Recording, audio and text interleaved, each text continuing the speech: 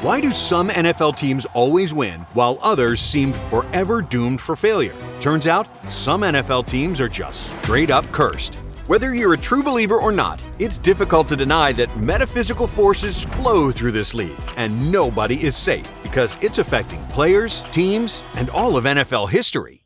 But if you don't believe us, look no further than Aaron Rodgers, who saw all of 4 snaps in a Jets uniform before leaving us to wonder, awful luck or something more ominous? For New York, the Rodgers injury was only the latest in a half-century's worth of devastating blows for a franchise some believe was cursed by Satan himself, a curse ironically forged into being by the Jets' most iconic player. Joe Namath was a true legend of the game. In Super Bowl III, he led New York to an astonishing upset victory over a far more experienced Baltimore Colts team that was favored to win by 18 points. Still, to this day, the widest point spread in Super Bowl history. In fact, the Jets' victory was so shockingly unexpected, the game has been shrouded in mystery ever since, with some claiming Joe Namath knew the outcome of the game ahead of time. How else could Namath have been so matter-of-fact when just days earlier, he stood before a packed banquet hall and emphatically guaranteed the Jets would win Super Bowl III. We're gonna win the game, I guarantee it. Others suggested something more demonic, believing Namath sold his soul in exchange for a Super Bowl title. And might Joe have carelessly signed away before reading the fine print about a potential curse that would haunt the Jets for all time? The question has to be asked, because in the 53 years since the win on the biggest stage, New York has not appeared in a single Super Bowl. But for long-suffering fans, a championship drought is only a small part of the problem, because Jets history is loaded with numerous devastating moments, too baffling not to be tied to this curse from Super Bowl III. Moments like passing on Marino in the '83 draft. Jets take their first-round selection, quarterback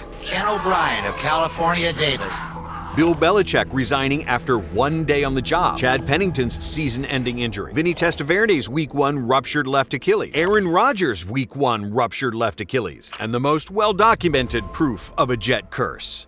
The butt fumble may be more comedic than cryptic, but there's nothing funny about Raiders legend Marcus Allen diving into the art of black magic. See, in 1993, the former Heisman winner placed a photo of team owner Al Davis in his freezer before allegedly placing a hex on the entire Raider organization. Quite the twist considering Allen's next-level performance in the Raiders' Super Bowl XVIII victory. Marcus was unstoppable, delivering an insane reverse field run coupled with a pair of touchdowns that not only scored him a Super Bowl MVP, but tons of new fans. Marcus Allen quickly became the face of the Raiders organization, which Al Davis absolutely hated, believing his running back's newfound celebrity clashed with the owner's team-first mentality. Davis even went so far as to publicly brand Allen a cancer to the team before benching him with the cruelest of intent. Raider teammates believed the benching was Davis's attempt to sabotage Allen's chances of ever making the Pro Football Hall of Fame. It wasn't until 1993 when Allen finally escaped the icy Skeletor-like grip of Davis, fleeing to Kansas City via free agency, but not before Marcus made one last use of that kitchen freezer of his to curse Raider Nation forever. But did the curse work? Well, let's look at the Raiders over the last 30 years and you decide for yourselves. 2000, Tony Siragusa obliterates Rich Gannon's shoulder in the AFC Championship. 2002,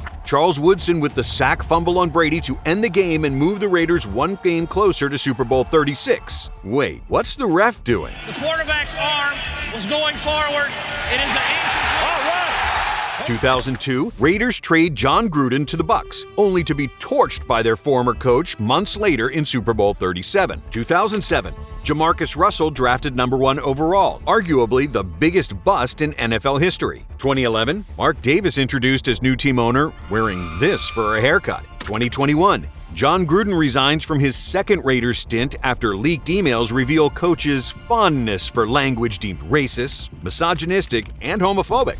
Pretty sure they call that the cancel me trifecta. And despite all the tampering from Al Davis, Marcus Allen did make it into the Pro Football Hall of Fame as a Chief. Meanwhile, the Raiders have not won a championship since Allen's epic performance in Super Bowl XVIII. Sorry, Raiders fans, your team is 100% cursed. So, the all-time greatest Raider player is Allen, but the all-time greatest Raider coach? That's John Madden. And his name lives on, famously with the Madden video game, and infamously with the Madden curse. According to the curse, any NFL player featured on the Madden cover is destined for failure. It could be a dip in performance, a fluky injury, off-the-field issues, or, in Michael Vick's case, a 21-month prison sentence. Of the 27 players to grace the Madden cover, 81% saw major setbacks in the years that followed. Dante Culpepper went from 11-5 as a first-time starter, throwing 33 touchdowns, but once his 0-2 cover dropped, Culpepper's game dropped with it, as he threw just 18 TDs to 23 picks the following season, and led the league with 23 fumbles. Shaun Alexander was fresh off 5 straight 1,000-yard seasons, but after scoring the 07 cover, Alexander stopped scoring. His rushing streak was snapped, and 2 years later, Alexander's out of the league. Peyton Hillis put up a clean 1,000 yards of offense before securing his 2012 Madden cover. All was well in Hillis land, right? No. Hillis is sidelined for half the season, and when he did get in the game, Peyton averaged just 3.6 yards per carry.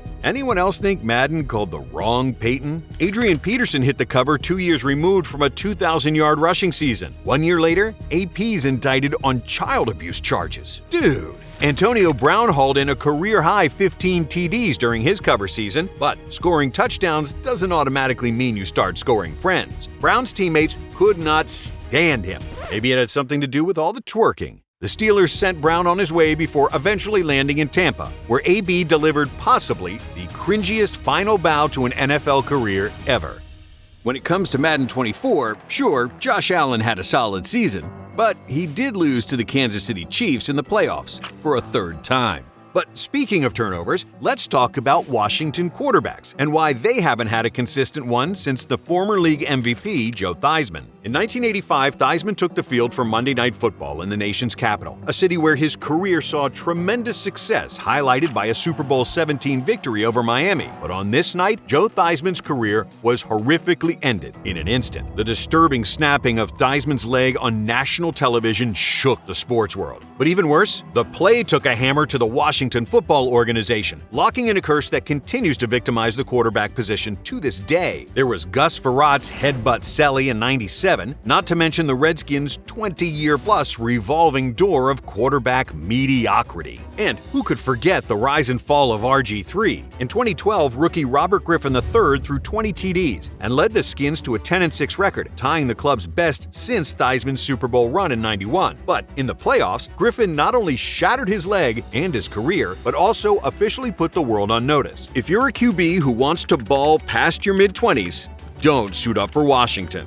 Every season, though, Washington tricks someone into playing under center for them. In 2018, it's quarterback Alex Smith, who suffered his own catastrophic career-altering leg injury. But what's really crazy is the injuries to Smith and Theismann were mind-numbingly similar. Both Washington quarterbacks broke their right tibia and fibula in Washington at the 40-yard line on November 18th. Both games' final score, 23-21. There's more. Lawrence Taylor and J.J. Watt, both 3-time NFL Defensive Players of the Year, delivered the hits. Also in both plays, Washington's Pro Bowl left tackles are sidelined due to injury. Are you effing kidding me? Like with Washington, the gods of the gridiron spark a lion's share of NFL curses. Yet sometimes it takes an actual lion, or at least a Detroit Lion, to conjure up decades of misfortune for a team. In 1957, longtime Lions QB Bobby Lane led Detroit to their 4th NFL championship. And for a job well done, what did the front office do for Lane? Buy him a new Ford? Send a dozen roses? Take him out for bowling night? Nope. The Lions traded the future Hall of Famer to the Steelers. Lane was pissed, and after cleaning out his locker, put the entire organization on blast, saying this team will not win for another 50 years. But Lane's off-the-cuff hex wasn't taken too seriously. At the time, the Lions were light years removed from the complete joke of an NFL team we all grew up on. Back in the 50s, Detroit was one of the league's most dominant teams, having won 3 titles in 5 years. So the Lions weren't sweating no random 50-year curse. But surprise, those cryptic final words have kinda held up, because since Lane's departure, Detroit has failed to capture a single NFL championship. In fact, until the 2023-24 season,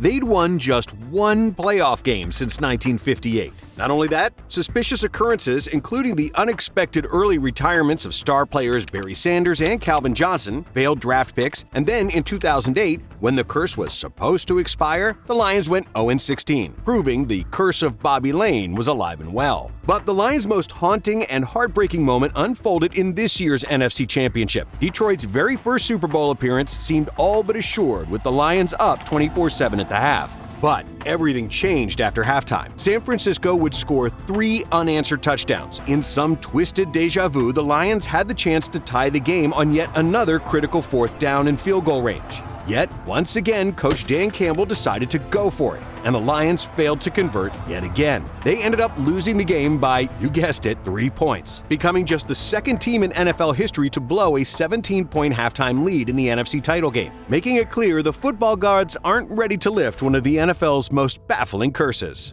But it's not just the big city teams who feel like they're perpetually popping the FU pills. Meet the Maroons of Pottsville, Pennsylvania, a town known more for Yuengling beer than professional football. But in 1925, Pottsville overcame the odds to defeat the Chicago Cardinals, now the Arizona Cardinals, to secure their first NFL championship. But after the W, the NFL stripped Pottsville of their title over an unsanctioned exhibition game they played against college national champions Notre Dame, and handed the NFL championship over to the runner-up Cardinals. The decision was widely criticized and seen as a death blow to the small market team, which ultimately dissolved 4 years later. To this day, Pottsville blames the Cardinals for the loss of their team after choosing to accept the erroneous NFL championship for themselves. Nearly 100 years later, that championship banner still hangs in Glendale, Arizona. Despite popular belief, the title is not just tainted, but cursed. Oddball anomalies like Bill Grammatica's celebratory ACL tear or Santonio Holmes's improbable touchdown in Super Bowl 43, not to mention the Cardinals' 98-year championship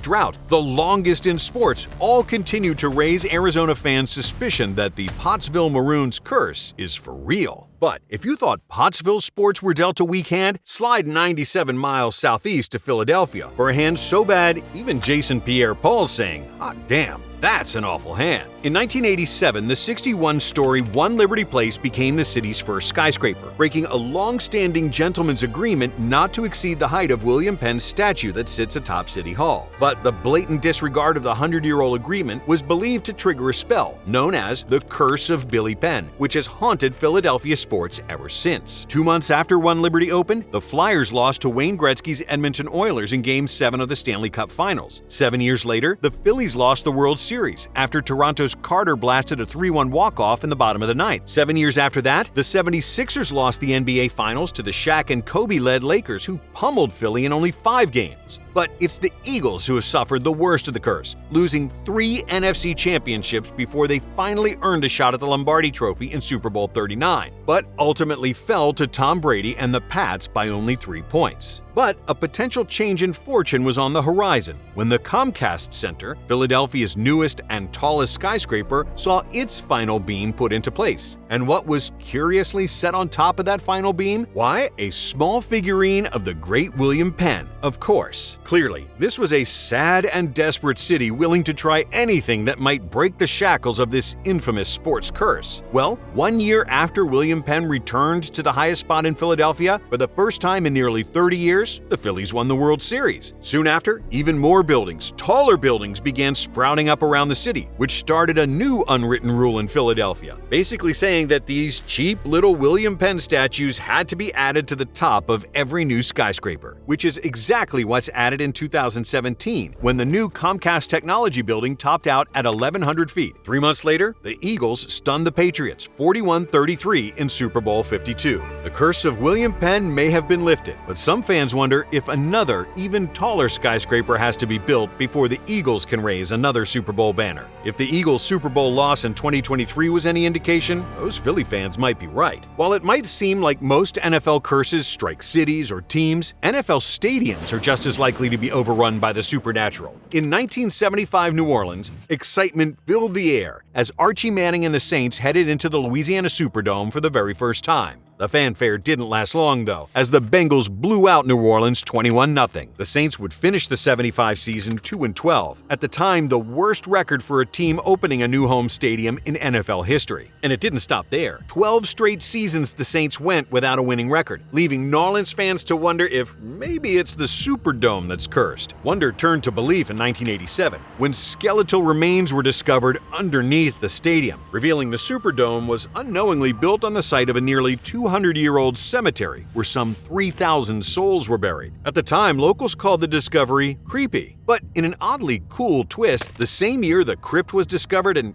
finally acknowledged, the Saints put up a 12-3 record and earned their first playoff spot in franchise history. And the good times kept on rolling, as the Saints played the next 7 seasons without a losing record. But by 2000, despite several more postseason appearances, the Saints had still not won a single playoff game, making it clear the Superdome curse has not yet vacated the Superdome. So, what's a team to do? Maybe organize a voodoo ceremony at midfield to cleanse the stadium of evil spirits right before the Saints' wildcard game against the defending Super Bowl champion Rams? Because that's exactly what they did, and 60 minutes later, New Orleans won their first playoff game ever. The Saints have since won tons more, before ultimately becoming Super Bowl champs in 2009. Dark, right? But not as dark and scary as the on-the-field play of the Bears in 1976. Chicago was coming off a disastrous 10-year run without a winning season, leaving the Bears front office desperate to concoct a plan to draw fans to the stadium. Enter team owner George Halas, who introduced an idea he might have ripped off from America's team.